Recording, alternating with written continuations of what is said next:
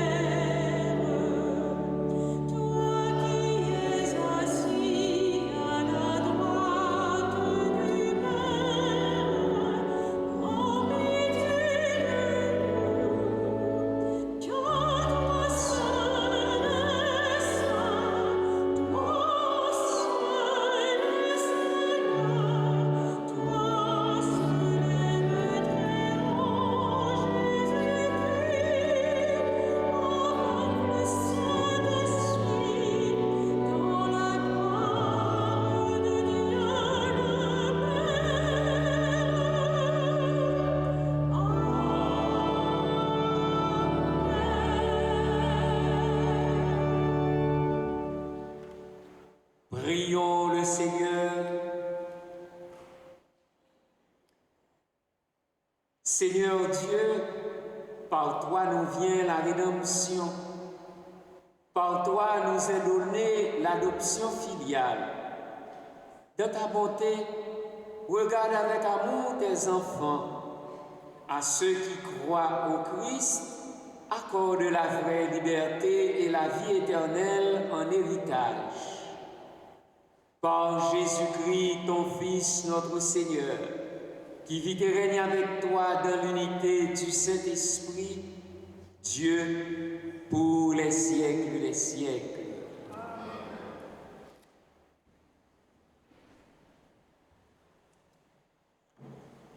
Lecture du livre du prophète Isaïe. Dites aux gens qui s'affolent, soyez forts, ne craignez pas. Voici votre Dieu, c'est la vengeance qui vient, la revanche de Dieu. Il vient lui-même et va vous sauver. Alors se dessilleront les yeux des aveugles et s'ouvriront les oreilles des sourds. Alors les boiteux bondira comme un cerf et la bouche du muet criera de joie. Car l'eau jaillira dans le désert, des torrents dans le pays aride. La terre brûlante se changera en lac, la région de la soif en eau jaillissante. Parole du Seigneur.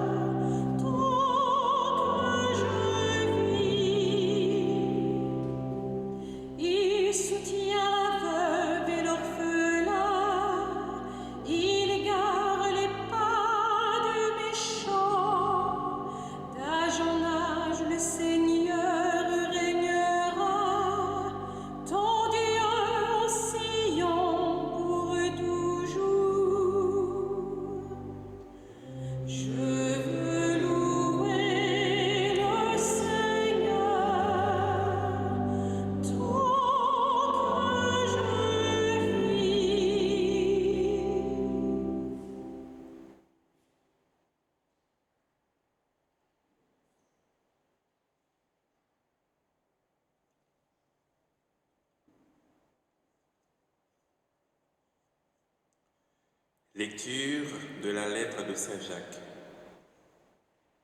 Mes frères, dans votre foi en Jésus-Christ, notre Seigneur de gloire, n'ayez aucune partialité envers les personnes.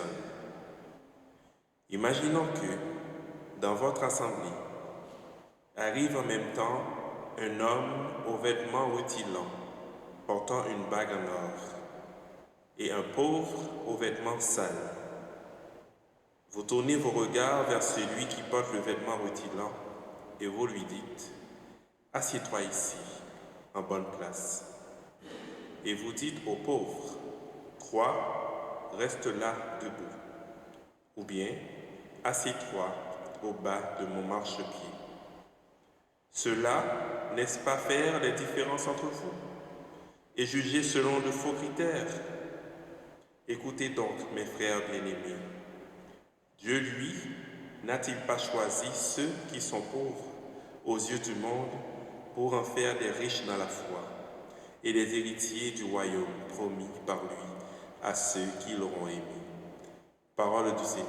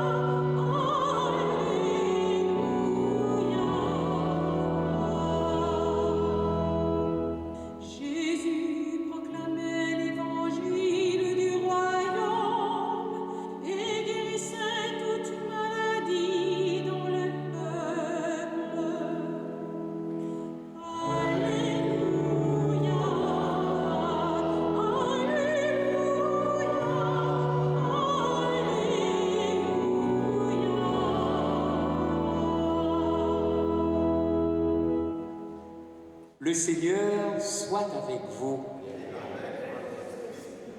Évangile de Jésus-Christ selon saint Marc.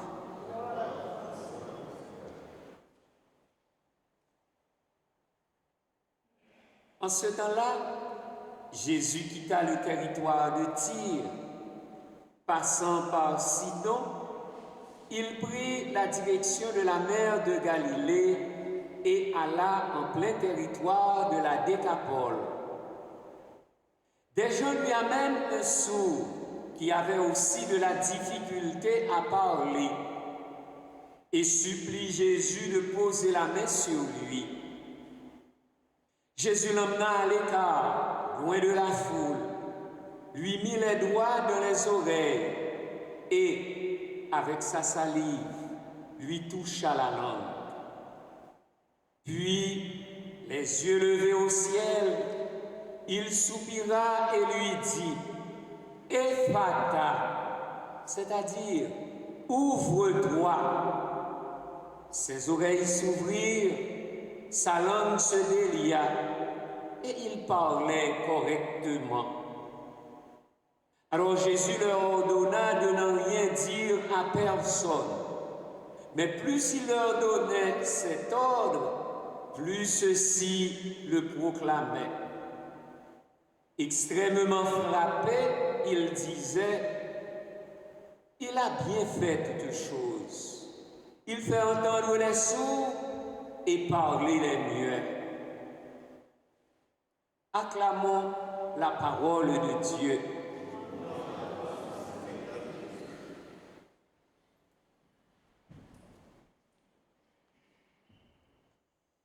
En ce 23e dimanche du temps ordinaire de l'année liturgique B, ce récit de guérison du sourd-muet par Jésus, propre à l'évangéliste Marc, montre l'action de Dieu en faveur d'un païen.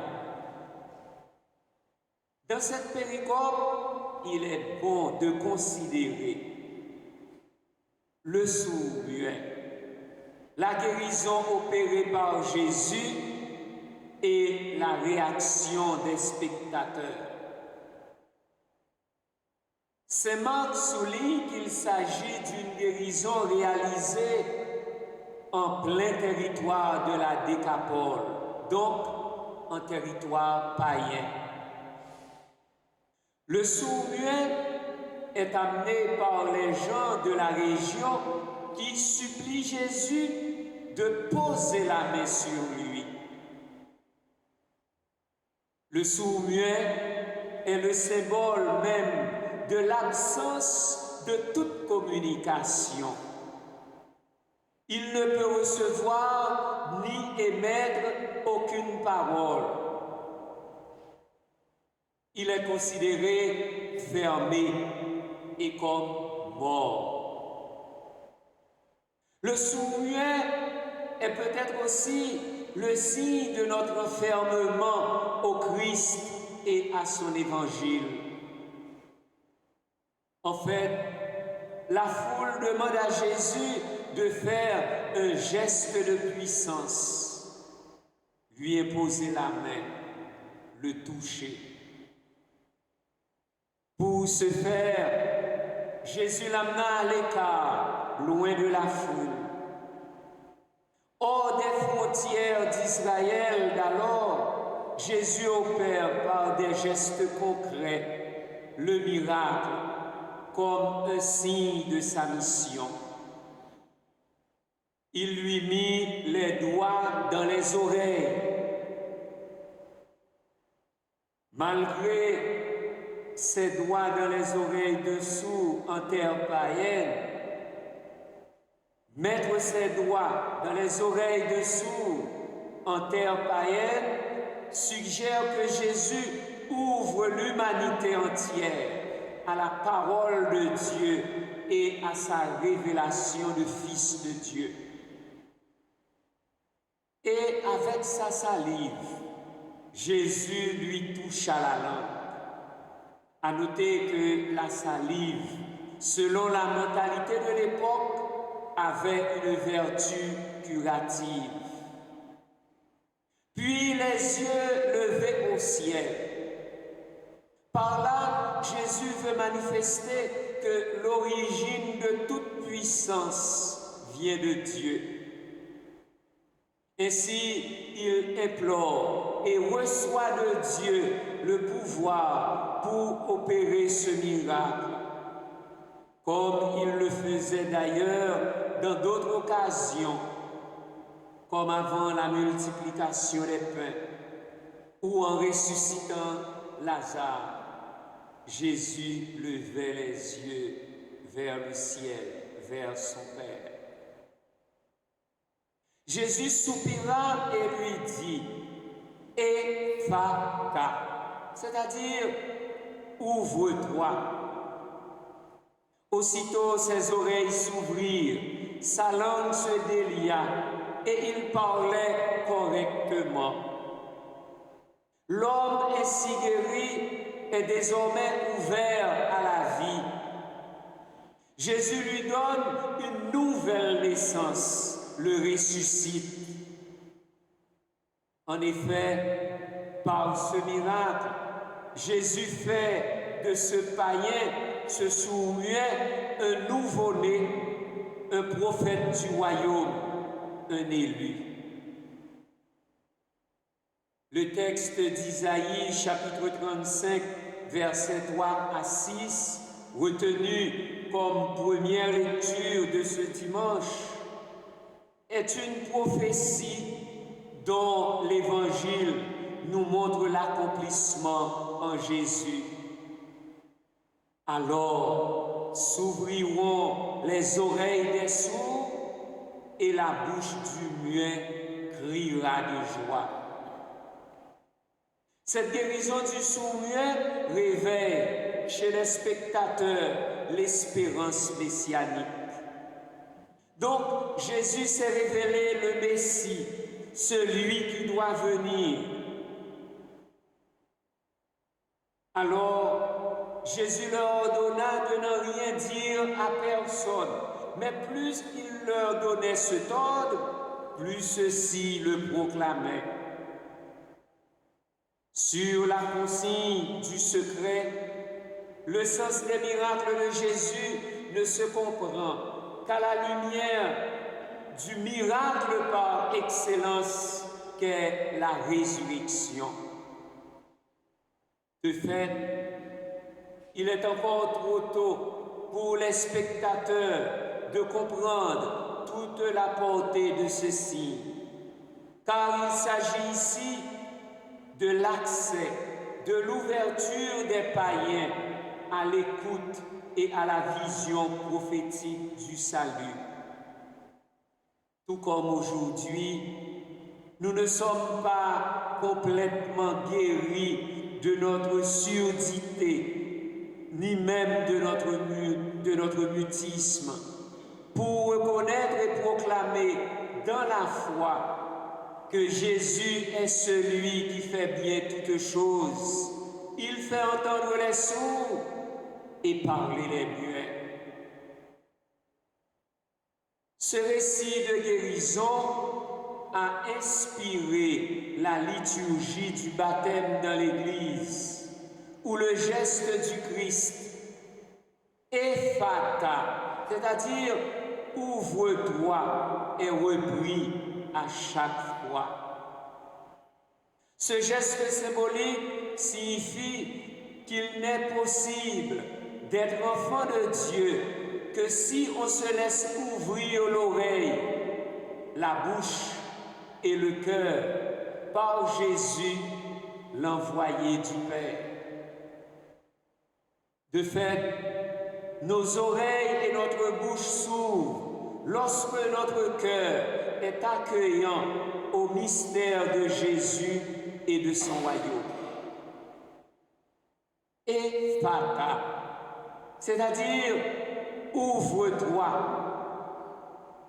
Il revient donc à chacun, à chacune de nous, la responsabilité du visage de l'Église, celle de nous ouvrir à Dieu et aux autres, comme le fait notre Saint-Père François pendant cette semaine,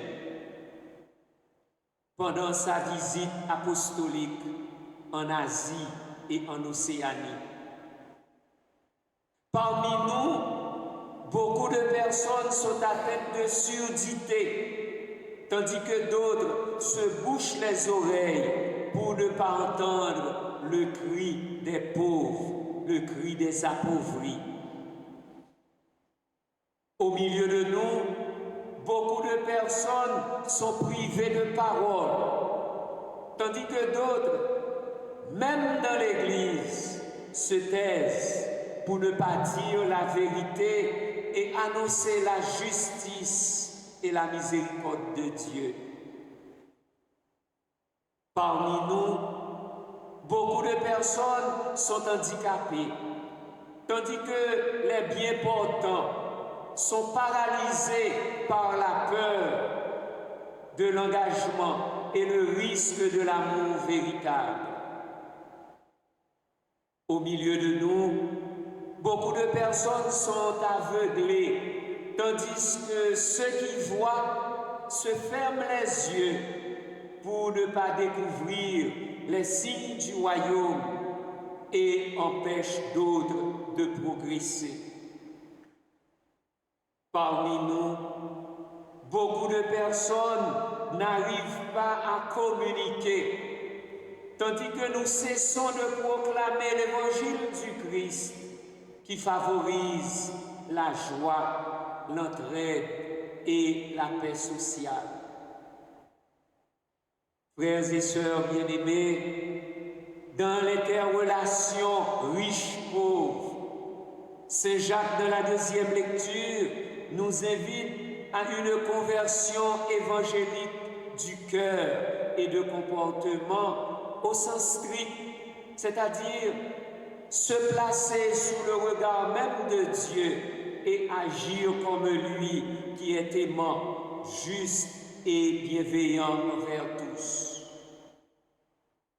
À l'écoute de l'apôtre Jacques, quelle place occupent dans ma vie les immigrés, les pauvres et les malades?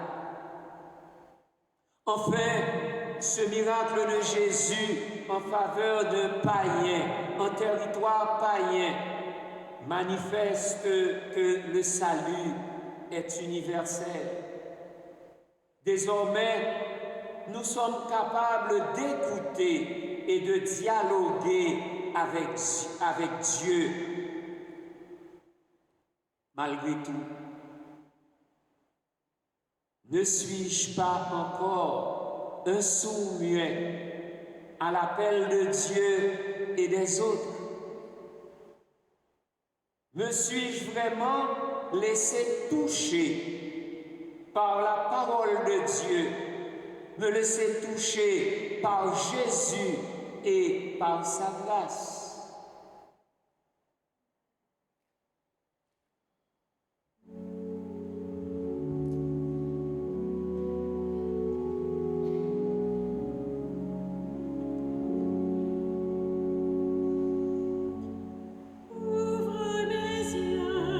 Je suis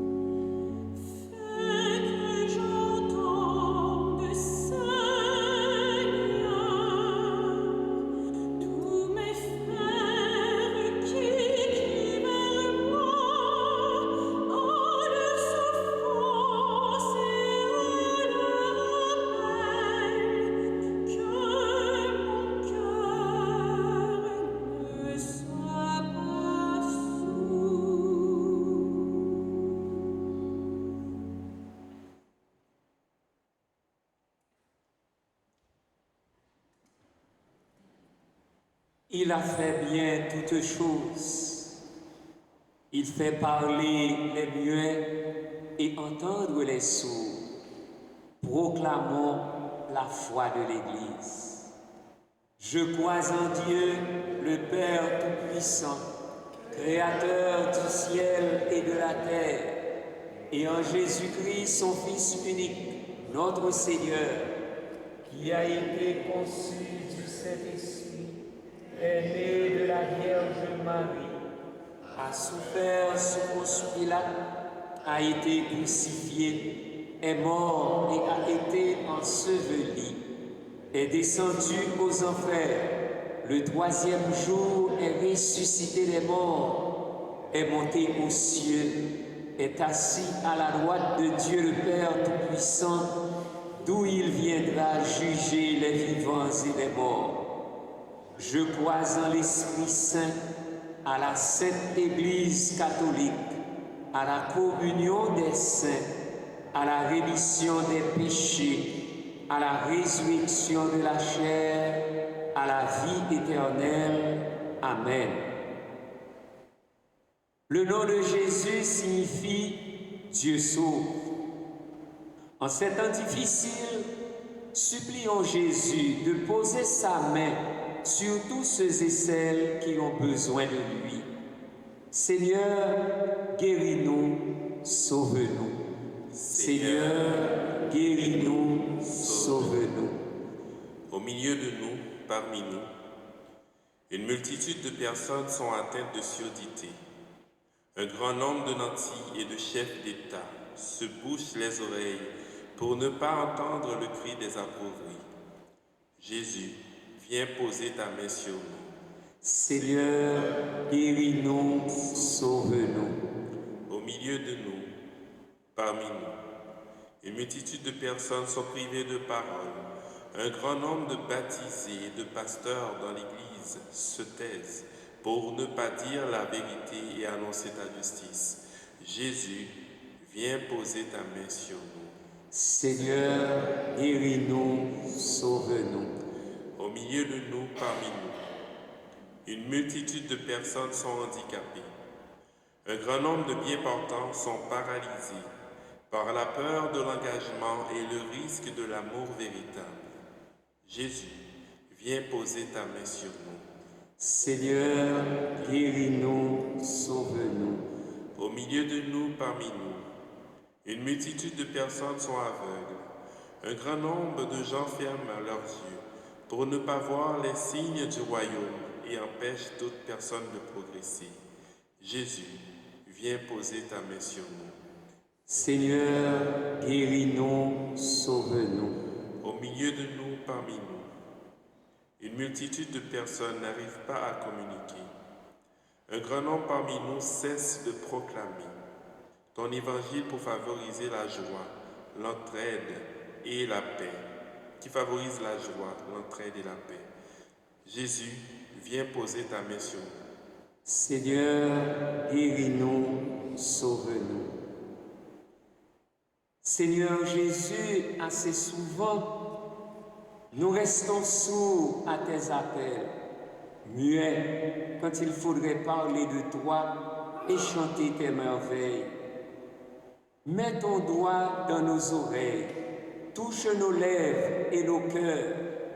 Permets qu'à l'écoute de ta parole, notre vie soit proclamation de ton amour sans limite.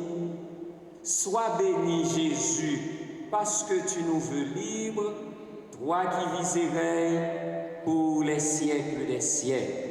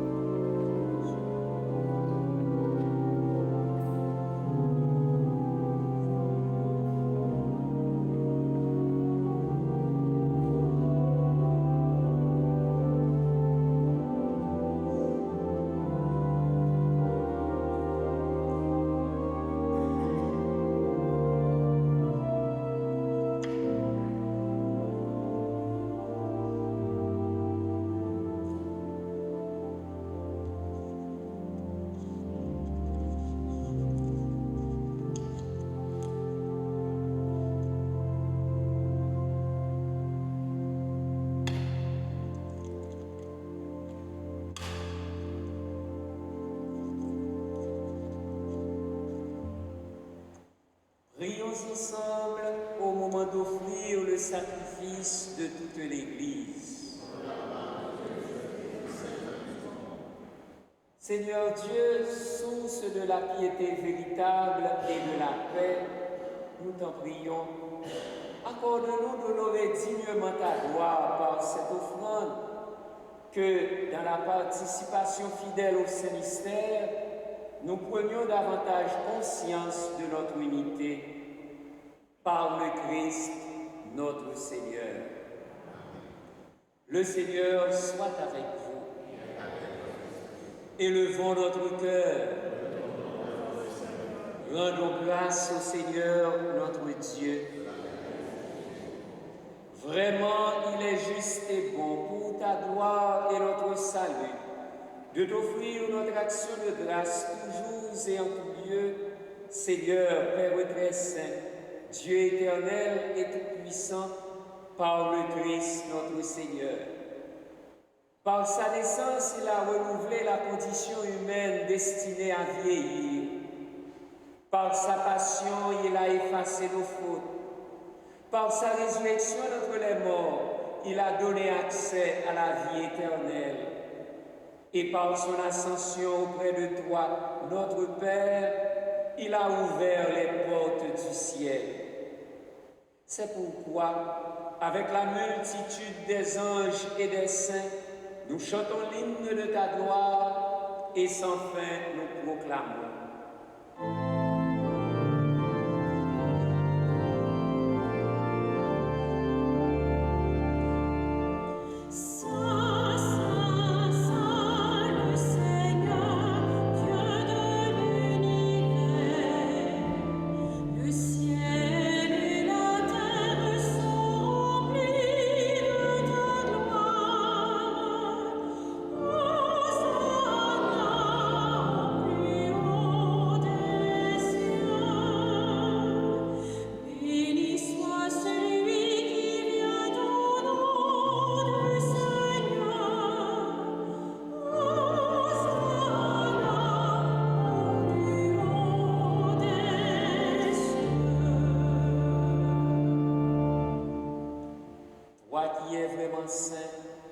Toi qui es la source de toute sainteté, Dieu notre Père, nous voici rassemblés devant toi et dans la communion de toute l'Église, nous célébrons le jour où le Christ est ressuscité d'entre les morts.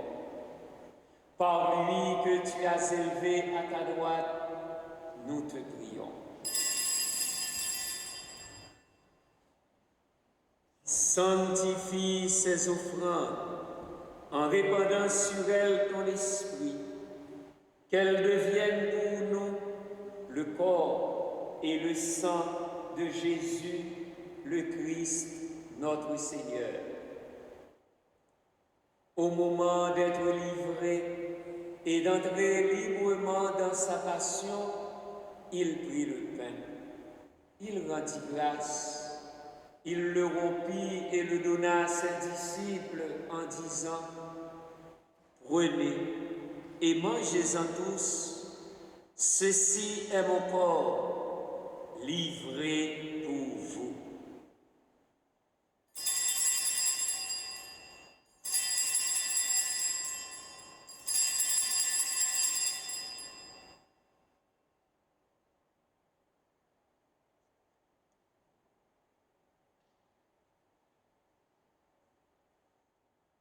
De même, après le repas, il prit la coupe.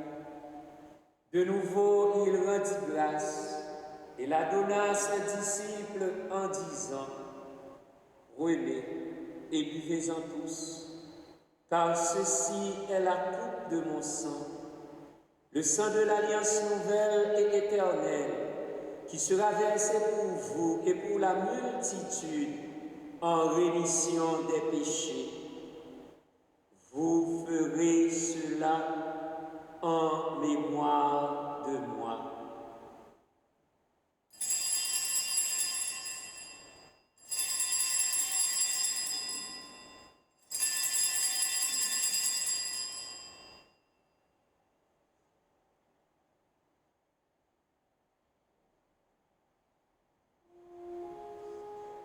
Il est grand le mystère de la foi.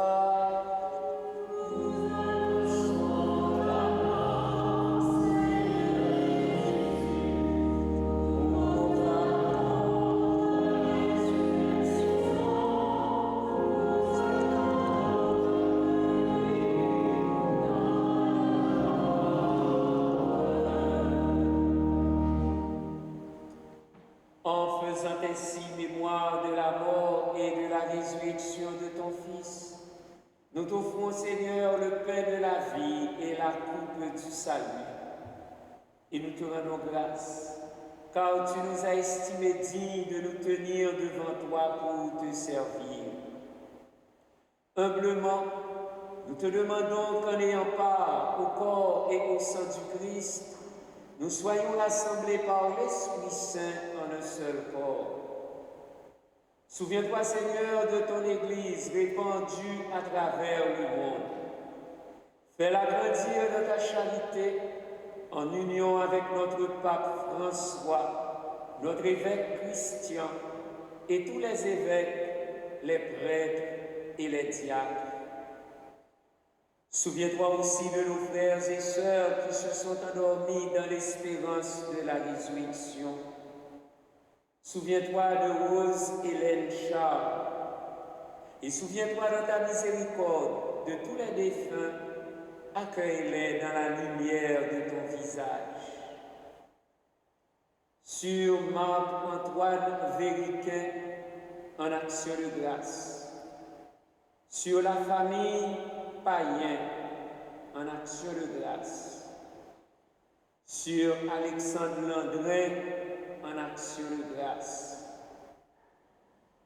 Pour ces jubilaires suivants, Pierre-Richard Saint-Ville, Barbara Alexandre, Stanley Charles, Wilfried Saint-Chagrin, Hervé Péan, le moine Mésidor, Eden Mésidor, Alfred Boissy, à l'occasion de leur anniversaire de naissance. Et sur nous tous, enfin, nous implorons ta bonté.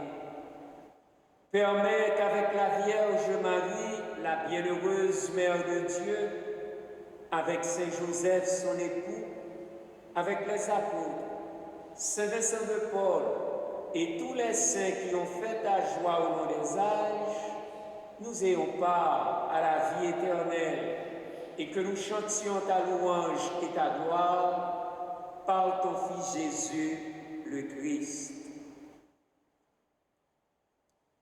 Par lui, avec lui et en lui. À toi, Dieu, le Père Tout-Puissant, dans l'unité du Saint-Esprit, tout honneur et toute gloire pour les siècles des siècles. Unis dans le même esprit, nous pouvons dire avec confiance la prière que nous avons reçue du Sauveur. Notre Père qui es aux cieux, que ton nom soit sanctifié, que ton règne vienne, que ta volonté soit faite sur la terre comme au ciel. Donne-nous aujourd'hui notre pain de ce jour. Pardonne-nous nos offenses, comme nous pardonnons aussi à ceux qui nous ont offensés, et ne nous laisse pas entrer en tentation, mais délivre-nous du mal. Délivre-nous de tout mal, Seigneur, et donne la paix à notre temps. Soutenus par ta miséricorde, nous serons libérés de tout péché, à l'abri de toute épreuve. Nous qui attendons que se réalise cette bienheureuse espérance, l'avènement de Jésus-Christ, notre Sauveur. Car c'est à toi qu'appartiennent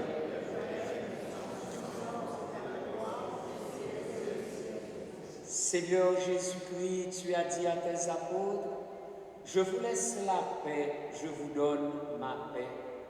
Ne regarde pas nos péchés, mais la foi de ton Église. Pour que ta volonté s'accomplisse, donne-lui toujours cette paix et conduis-la vers l'unité parfaite, toi qui vis et règnes pour les siècles des siècles.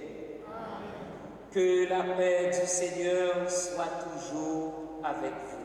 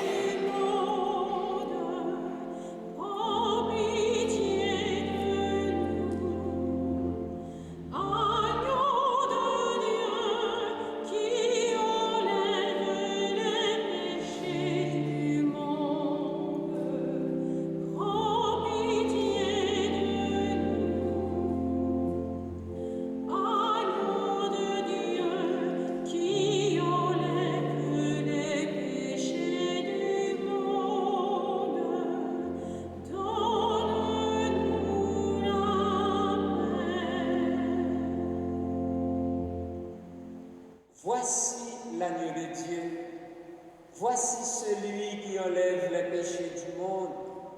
Heureux les invités au repas des noces de l'agneau. Seigneur, je ne suis pas digne de te recevoir, mais dis seulement une parole et je serai guéri.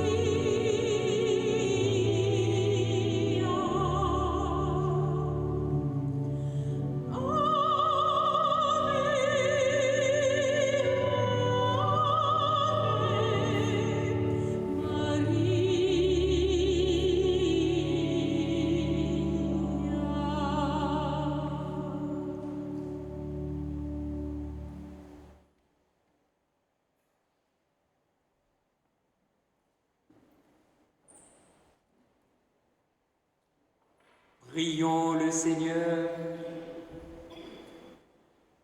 Par ta parole, Seigneur, et par le sacrement du ciel, tu nourris tes fidèles et tu les fais vivre. Accorde-nous de si bien profiter de tels dons que nous soyons associés pour toujours à la vie de ton Fils bien-aimé, lui qui vit et règne pour les siècles des siècles.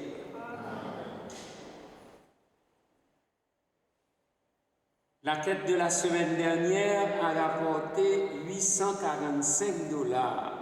Un grand merci à tous. Ce mardi à 18h, de 18h à 20h30 et mercredi, il y aura inscription pour la catéchèse au sous-sol du presbytère. Le dimanche 15 septembre, dimanche prochain, après la messe de 11h, il y a une formation liturgique pour tout le monde. Et plus spécialement pour les bénévoles, les personnes engagées dans la paroisse. C'est une formation sur l'Eucharistie, parce qu'il y a beaucoup de choses à apprendre, à réapprendre. Ce même dimanche, à 14h30, beau temps ou mauvais temps, il y aura la prière pour les défunts que nous faisions autrefois au cimetière. Cette fois-ci, cette prière se fera ici dans l'église, parce qu'on ne sait pas comment va être le temps. Alors, 14h30, ici dans l'église, dimanche prochain, la prière pour tous les défunts qui ont eu leur célébration de funérailles ou leur inhumation au cimetière Saint-Vincent-de-Paul dans la paroisse. Mais tout le monde peut venir. 27 septembre, c'est la fête de notre patron, c'est la fête de Saint-Vincent-de-Paul.